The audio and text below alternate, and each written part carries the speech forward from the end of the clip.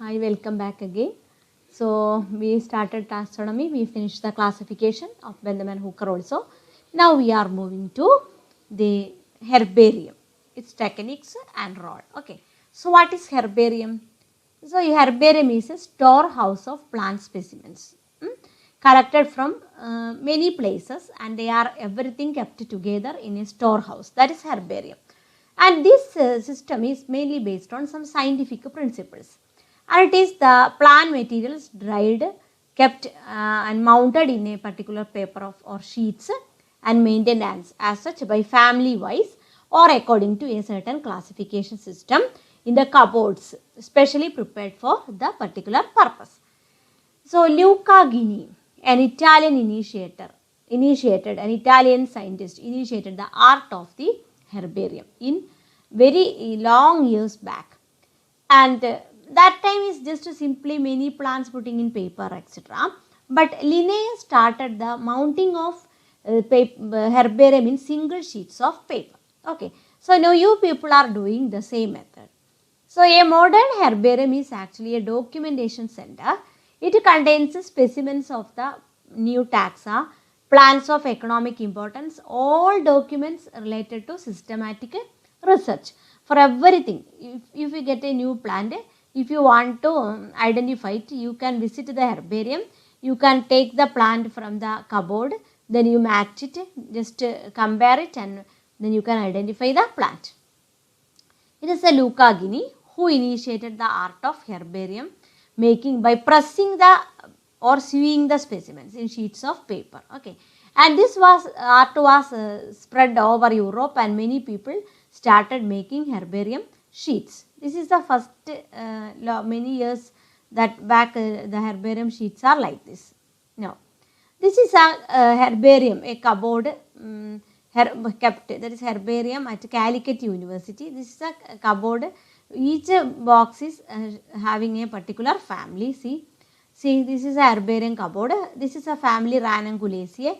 All the members are of these plants will be in this case. So different sheets covering having different genera are kept under the particular box.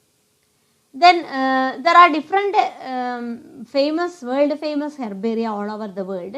One important among them is Royal Botanical Garden, Kew, England. That is the largest herbarium. Then it contains 5 million herbariums. Then Indian herbarium, when you consider, biggest Indian herbarium is Botanical Survey of India, Kolkata. It's hold about 1.3 million specimens. That was established in 1832.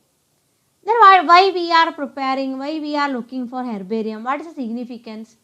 Okay, so it's a collection of plants. So it provides plant materials on different groups, at different groups of plant material at one place for study of flora and vegetation of any region. You can study the flora and vegetation of any region by looking into the herbarium. A correct identity of the any taxa is possible. Then specimen collected from different regions give clues about morphological variation, adaptation, everything you can have. Then it serves as an aid in research and teaching botany at all levels. It provides a material for developing strategy for conservation and also solve the queries of scientists, students, public, everything, etc. Then monographs of genera and family are prepared by herbarians. What is monograph? Collection of a single genera or a single family, all the members coming under the family. So when you visit a herbarium, you can check how many plants are there in the particular family. You can take it one by one and you can check it and you can prepare monographs. Then exact area, region or location is gathered through herbaria. For example, when you are looking into a plant, one example of the plant is, say, simple Ixora coccinea, that's Checki. So you just take the sheet of Ixora coccinea belong to Rubiaceae.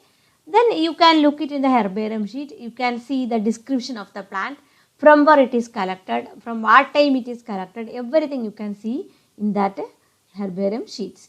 And also you will get a list of endangered species in an area. Okay. So some examples are of herbaria. Museum of Natural History, Paris, that contains 6.5 million herbarium sheet. Royal Botanical Garden Kew contain over 5 million herbaria. Komarov Botanical Institute Leningrad over 5 million. Conservatory and Botanical Garden Geneva 5 million. Combined herbaria Harvard University Cambridge 4.5 million. So some important herbaria of the world. Then how can you process a herbarium? How will you prepare herbarium? So in your examination also you have to prepare herbarium. You have to submit 10 herbarium sheets. So take it as a practical session.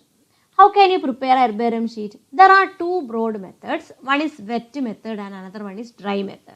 So wet method is simply by the plant itself we are preserving without any drying up or any nothing. So what are the advantages of wet method? It is no need of changing it daily, or time is less consuming, labor is less. Then it saves carrying large amount of blotters and presses in the luggage while you are going for collection. No need of carrying luggage. Then collection by this method, no need to poison again. To remove insects or etc. no need to poison it. Formation of abscission layer is also prevented. See, processing of herbarium specimens. The collected materials kept in tray, removing it, then replacing it, then pressing, then final pasting. Then dry method. This method we are usually following. This is a labor oriented process. Here mercury chloride and or saturated alcohol can be used for protection from insect and pest.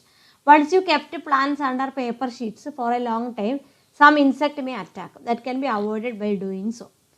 Then the steps are fixing and preservation of specimens, then processing and drying, then mounting, labeling and filing. Fixing and preservation of specimens means you have to first collect it, then you have to collect. While collecting, what you have to be careful. Collect a tug. That tug contains one or two small branches, or it should contain leaves. It should contain a flower bud or flower. That's important. Then collect it, kept it properly, spread all the leaves and flowers in a newspaper and fold it. Then kept under a weight. That is processing and drying. Then change the paper continuously for 3 or 4 days. Then you have to mount it, pasted it another sheet of paper. Then if any fruits or seed, you can label it and you can file it. So pest and insect can be managed by applying some fumigation by using methyl bromide, carbon disulfide, carbon tetrachloride or para-dichlorobenzene. Then also upload the number of herbariums in your computer. Collection method. So when you are going to collect, what are the methods or steps involved? First, before you are going to collect, you have to thoroughly know the details of the place. For example, when you are visiting Madaipara for collection, so you should aware about the place Madaipara, where it is located, what is the ecological condition, what is the latitude, longitude, everything you have to study first, record it. Then you plan your trip, that is planning and arrangement for traveling. Okay. Then you have to take necessary equipments and implements. What are the equipments? First one is vasculum. Vasculum is a metallic case, a box made of tin or aluminium with a tight lid. So while you are collecting plant, you can just put it in the vasculum and close the lid. That's a simple method. Or you can also use polythene bags for collection. Then cutter, knife, etc. is also important for cutting. Then field note is very essential one. While you preparing a herbarium sheet, you have to need a field book. So today you are collecting a plant. So you are going the field. So what you are doing, what is you are observing from your naked eye? The size of the plant, is it herb, shrub or tree? You have to write it down. Then what is the arrangement of leaf? Is it monocot or dicot? What is the color of the flower? What is the appearance of stem? Is there hairs or absent? Then how many petals, sepals? What you are observing with your naked eye, you can mark in your notebook and put a number also. Then prepare a tag by writing the same number in the tag. Then keep the tag or tie it in the tube. Okay. So when and keep for drying.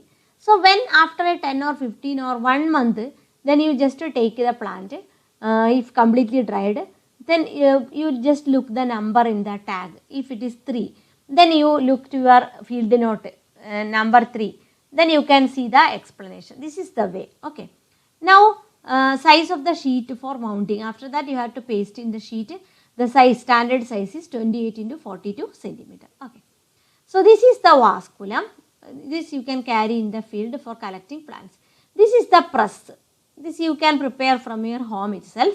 So you need 2 large wooden sheets, or you can have cardboard, or you can have a record book, or any material that has weight. Okay. So one at the top and one at the bottom, one at top, one at base. In between you can keep your plants. So keep your plants in paper, fold it one by one, keep at base one board, upper one board, tightly press it, then you can tie it close. This is another way. You can use belt instead of twines. For tightly you can have prepare a press. Okay. Now after or 1 month or sometimes 2 or 3 weeks, when plant become completely dry, remove it by using forceps. You have your herbarium sheet, paste it in the herbarium sheet by using a glue. Okay. Now here you can see one box in the herbarium sheet for writing the details. There you can write name of the plant, scientific name of the plant. Then some description you can write, where it is collected, that is locality, who collected, that is you, date, everything you can write here. So once you prepared a herbarium, at last when you transfer it to the sheet, you need this data. From where you get this data? This is already you recorded in your field book. That's advantage of keeping field book. So now onwards you have to keep a field book, collect the plants of the family that you are going to study, then prepare herbarium sheets. 10 herbarium sheets required for writing examination. Understood? Okay. Now about botanical gardens. Somewhat same like herbarium. Botanical gardens are usually helpful for identification. It's actually collection of varieties of plants, ornamental and cultivated one. Botanical gardens contain greenhouses, library, paintings, illustration, everything. They are the center of documentation, research, reference, etc. First botanical garden of the world is by Luca Ghini. Luca Ghini also you remember in herbarium also. And he established a garden at Pisa, Italy. Important botanical gardens: Oxford Botanical Garden, Moscow, Singapore Botanical Garden, Forest Research Institute, Dehradun in India, Royal Botanical Garden, Kew. These are some important botanical gardens. Then about Royal Botanical Garden, Kew. This is the largest botanical garden in the world, established in 1841. Okay, it includes about 7,000 species and of arboretum. Then and also greenhouse has 13,000 species, and also it has a beautiful alpine house, rose garden, bamboo garden, lily pond, and also rock garden. This is the best rock garden in the world.